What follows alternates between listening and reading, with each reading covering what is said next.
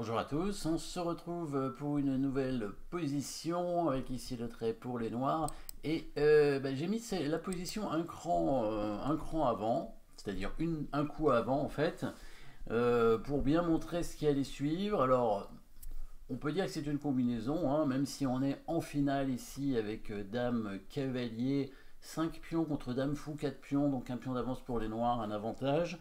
Bien sûr, la dame blanche a certainement pris une tour ici. Il y a des chances en tout cas que ça se soit passé ainsi.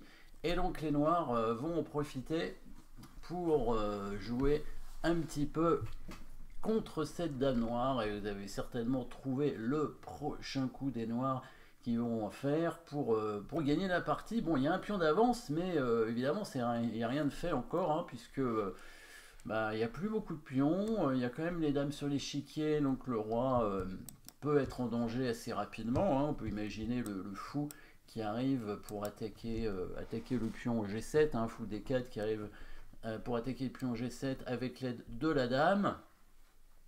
Et il y a aussi l'autre pion attaqué ici en H7.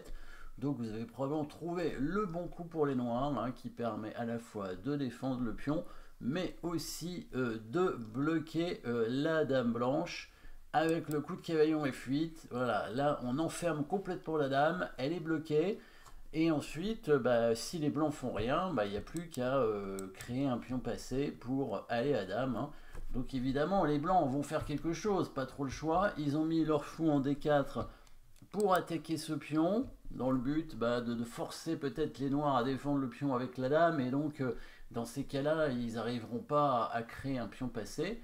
Mais évidemment, les noirs avaient tout prévu. Et c'est ici que commence vraiment la combinaison pour les noirs, hein, si on veut. En tout cas, c'est un coup qui va permettre de concrétiser l'avantage des noirs, mais c'est aussi une combinaison, bien évidemment. Vous avez trouvé, on est en finale. En finale, qu'est-ce qu'il faut faire? Il faut créer un pion passé, bien sûr, mais attention à bien parer la menace. Dame prend G7. On remarque que la dame est bloquée complètement. Ici, s'il n'y a pas le fou pour attaquer le pion, la dame ne peut pas sortir. Et donc vous avez trouvé évidemment le bon coup. On prend le fou avec la dame. Et oui, dame prend fou, sacrifice de dame ici. Il est obligé de prendre. Et là, on a créé le pion passé et le pion avance. Le roi blanc est beaucoup trop loin pour arrêter le pion. Et la dame blanche est bloquée. Tout simplement, les noirs vont pouvoir aller à dame sans que les blancs l'empêchent. Et ils vont se retrouver donc avec un cavalier en plus et la dame blanche qui va rester bloquée, hein, tout le temps. Parce que même s'il avance son pion, peut-être pour essayer de débloquer la dame, le pion noir peut avancer en H6, hein, par exemple H4, H5, pour essayer de faire H6 et débloquer la dame. On peut laisser faire, hein, parce que sur H6 on pourrait prendre le pion, mais les noirs pourraient très bien faire H6 et la dame peut toujours pas sortir. Donc ça va vraiment être un problème pour sortir la dame avec les blancs, hein. Ici, je crois que la dame blanche, elle va pas sortir avant un moment. Et du coup, la future dame noire va pouvoir prendre les pions tranquillement. Le pion D4 ici, qui n'est pas protégé.